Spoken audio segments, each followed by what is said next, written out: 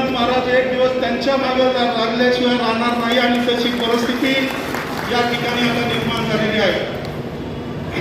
एकही माणूस त्यांच्याबरोबर राहील का नाही अशी परिस्थिती निर्माण झाली. याचं ज्वलंत उदाहरण दादा आहे. तन मन धन दादा असेल, दादाचे नातेवाईक असतील, दादाचं गाव असेल, गेले 20 वर्ष ज्या माणसाच्या पाठीमागं दादाने आपलं सर्वस्व अर्पण केलं, त्या दादाला सभापती होऊ द्यायचं नाही असा छंद त्या व्यक्तीने मारला होता. परंतु विजूभाऊ, तुम्ही सर्व मंडळींना मानलं पाहिजे की आपण सर्वांनी ठरवलं की काही झालं तरी दादाला सभापती पदावर त्या ठिकाणी आणायचं आणि म्हणून दादा जिल्हा परिषदच्या निवडणुकीनंतर पुढच्याच महिन्यात सभापती झाले असते. परंतु या तांत्रिक अडचणी आल्यामुळं उशिरा का होईना दादांना या ठिकाणी न्याय मिळाला. हे सर्व होत असताना रणजित भाऊंनी मगाशी सांगितलं की कुणाला तरी कुणाची तरी प्रेरणा असते. जगद्गुरु संत तुकाराम महाराज यांची कन्या भागीरथी माता ही येलवाडी येथे आपल्या गाडे परिवारामध्ये दिल्या आणि गाडे आपल्या येलवाडीचे सुपुत्र म्हणून रणजित भाऊ, तुम्ही जरी पुढच्या पॅनलमधून निवडून आले असते, तुम्ही सांगितलेला शब्द खरा आहे. तुम्ही अद्यापपर्यंत कुणावर टीका केली नाही.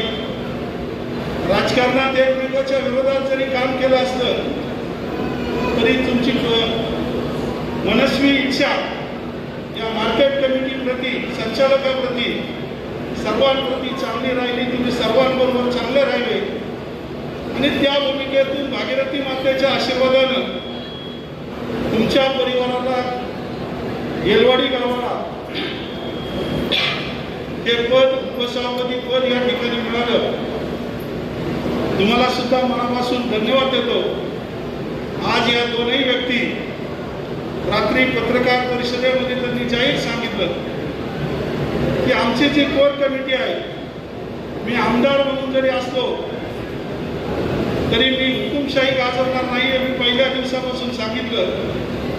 त्यामुळे ज्या मंडळींनी पुन्हा पुन्हा उल्लेख, आपण संजू भाऊ असेल, अमर भाऊ असतील, सुधीर भाऊ असतील, नानासाहेब टाकळकर असतील, या सर्वांचा उल्लेख परत परत का करतो तर आम्ही सर्व मंडळींनी या ठिकाणी कोर कमिटी म्हणून त्या ठिकाणी निर्णय घेतला की प्रत्येकाला या ठिकाणी न्याय द्यायचा आणि समोरच्या पॅनलमधले जरी काही मंडळी असले तरी या सर्वांनी गेले 20 महिने विजूभाऊंना आणि क्रांतिताईंना कारभारामध्ये अत्यंत चांगल्या पद्धतीनं सहकार्य केलेलं आहे.